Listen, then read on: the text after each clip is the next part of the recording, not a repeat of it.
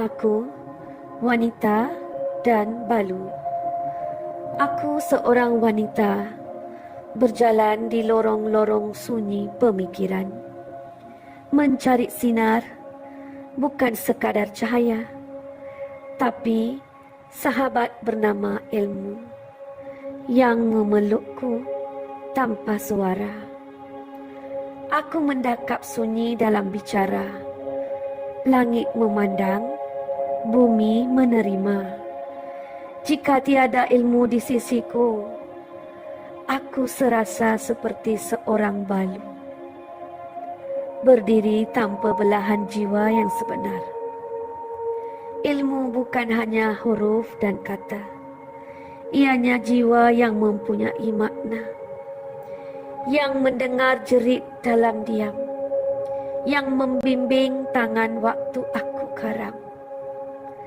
Di mana teman, ilmu? Di mana engkau? Bukan pada harta, bukan pada kaya, tapi cahaya yang ikhlas menuntunku daripada rebah jadi teguh, daripada kosong jadi penuh. Aku bukan lemah kerana jadi wanita. Aku lemah bila tidak kenal hikmah. Dan aku tahu, tanpa ilmu, hatiku menjadi pengemis jalanan, bernafas, tapi separuh nyawa. Dan kini, aku mencari cahaya itu bukan di luar sana, tapi di dalam diri.